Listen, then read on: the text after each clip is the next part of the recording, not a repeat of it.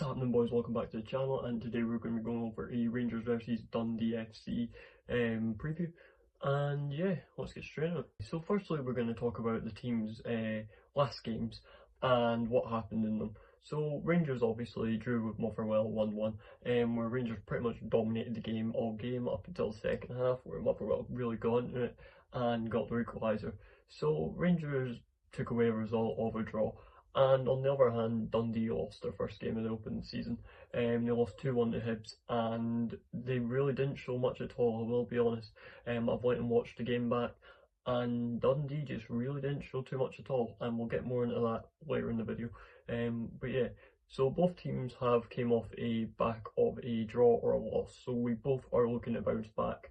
And I think Rangers need this more than Dundee personally, because Rangers are really here to prove a point. I reckon this game should be a statement of we are not going to fall off the way we did after the Victoria Pleasant game, where we comfortably dispatched of them.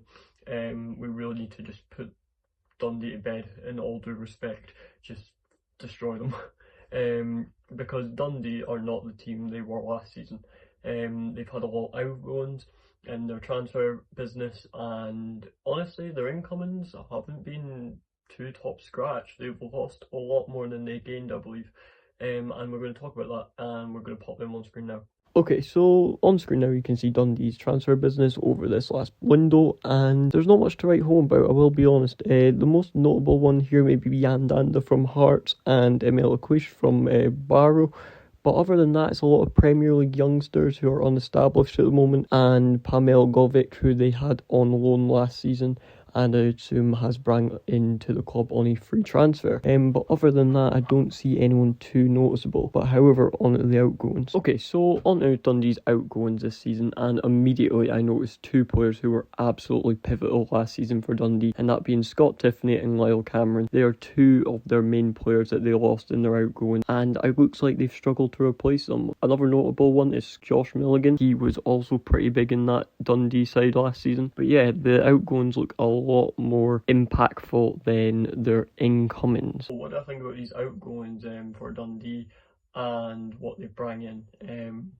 The biggest miss is 100% going to be Lyle Cameron and Scott Tiffany. Tiffany was a big part of their game last season, and if he's gone, he's gone. And he also posed a big threat to Rangers. He caused us a lot of problems last season. He's a very slimy player in my opinion, where he's like sly and he's a shithouse, as people like to say. But yeah, he is now no longer a Rangers problem. And Rangers then went and also took one of Dundee's best players, being Lyle Cameron. He was pivotal last season for them. He got 14 goals and 11 assists, and from midfield that is a pretty big stat. And Dundee just didn't bring in as much quality by the looks of it. We might see something from them Premier League youngsters, but I'm really hoping nothing crazy, where Rangers can just expose Dundee and get a good result. But Rangers outgoings and incomings, our incomings have definitely been much better. We have went on a big spending spree, and it's looking like it's going to take shape, because that Victoria Pleasant one just looked like something positive was beginning. But hopefully Rangers do not fall back on that Motherwell result, like I said. But yeah, I would love to see what this outgoings and incoming story can lead for both sides. But yeah, on to the next point. What I want to talk about now is Dundee's weakness. I don't believe they have much strength, so I'm not going to talk about it, because from what I've seen and the games I have watched, because there's not been many games to go off their strength, but their weakness looks very clear. Their strength, if I were to give you one, maybe Emil Abgoa. He might be able to score a couple of goals this season, but I just don't see him doing much against Rangers. But other than that, I believe their weakness is a lot easier to find than their strength. Their weakness to me is their whole team. They just look like they aren't ready. They look like they've been put together and thrown out on the pitch. They don't look like they've had enough time to gel. And Rangers really need to expose that. We need to go and put them to the sword, because Rangers look like a team who are starting to gel, and we're trying to play this tiki-taka style of football. And although it worked against Motherwell and we didn't get the result, it looked really nice to watch, and we knew what the plan was, and it clearly worked because we were able to play them routes. And if we're able to play them for Motherwell, we should be able to play them for Dundee. And actually put Dundee to the sword. That is one thing I have a big criticism about the Motherwell game, is we did not put them to the sword. We should have got the first goal and kept going. Although Rangers tried to keep going, Motherwell defended very well, but we should have got that second goal, killed the game, and that was it. But we didn't do that, and Motherwell got back into the game. But with Dundee, we really need to just go straight in and no foot off the gas. We just need to completely take them out and, yeah, just embarrass them, to be honest. Make a statement about us being fully back and that we're not going to drop off again. And that's what we need to do. If we need to make an example out of Dundee, we're going to have to do it. And yeah, Rangers need to expose the backline. That is the main weakness I spotted. Although the team is weak, the backline looked atrocious. They were bouncing balls about in the box and giving Hibs free goals essentially. They were getting cut up over the top, through the wings, through the middle. It was just horrible to watch for them. They just looked like a team who weren't ready to get on the pitch. And that happened at home, that happened at Dens Park, so what happens if they come to Ibrox? They're going to get absolutely smashed. Although all the littler teams in the league, they always seem up for Rangers and Celtic. It's one of them fixtures where they're really up for it. I just don't see them being up for it. I think they're going to get smashed. If I were to put a prediction out, I'm going to say 5-0, genuinely. I think Rangers should go and smash them 5-0. But yeah, this is where I think Rangers really need to exploit. And I don't really have any clips from the Hibs game because it was actually quite hard to locate. But from what I watched, it was easy to see that Dundee's weakness is 100% their defence. And even their goalkeeper didn't look very good. But yeah, that is what I believe Dundee's weakness is, and Rangers need to expose it. Well, now that we know Dundee's weakness is quite simple to exploit, and we're going to go over Rangers' weaknesses. Ha! I got you. I'm never going over Rangers' weaknesses because we don't ever want to expose our own weaknesses. That's just causing for disaster. But on a real note, we're going to go on to my Rangers predicted lineup and my personal lineup that I want to be seen put out for this game against Dundee. And yeah, let's get it. Okay, so this is my lineup I would put out for Rangers versus Dundee, and it's a little bit controversial in some places, but I'm going to start with Butland in goals, and I believe this is pretty standard at this point. I don't think he needs to be replaced. He's been brilliant for Rangers in goals so far this season. And in right back, I went with a little bit more of a controversial decision. I went with Max Aarons over Tavernier.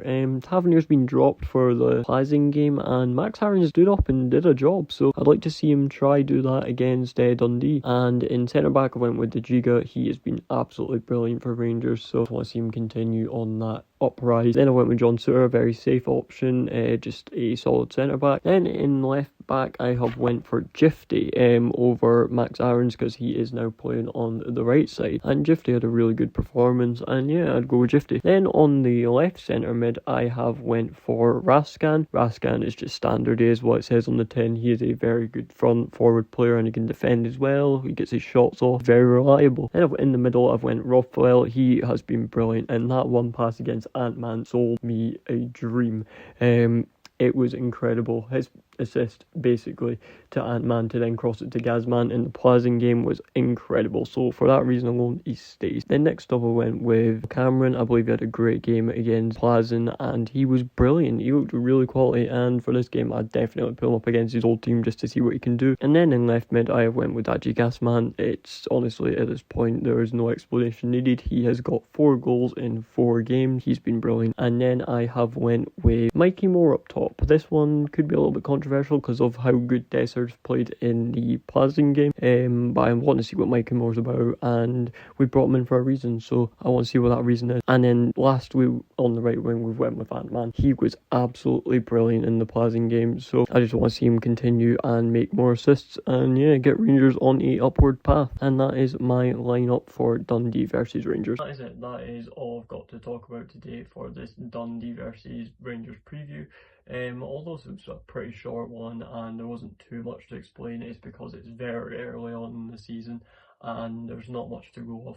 There's a lot more to go off of the Rangers side of things, but Dundee have only played 1 game so far, and they played a couple in the Scottish Cup qualifiers or something like that. It was a group thing and it was a bunch of lower team sides that they played, so nothing concrete to go off with, and it was the young boys who were playing and we didn't even know the lineups. So yeah, it's a pretty short one and it's not the best, but we're going to go off with information that we have, and that's the best I've got at the moment. So as the season goes on, we'll get more information about the teams Rangers really are playing, compared to more of the Champions League ones where it's a lot easier to talk about what Rangers are coming up against because they have played more games and things like that. But yeah, that's all for this Dundee versus Rangers preview. Hopefully you enjoyed it.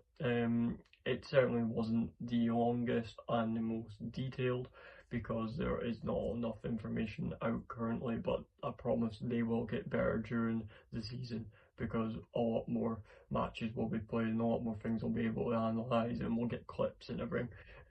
It'll be like the Champions League ones, so just stay tuned for later on in the season. But yeah, that's it.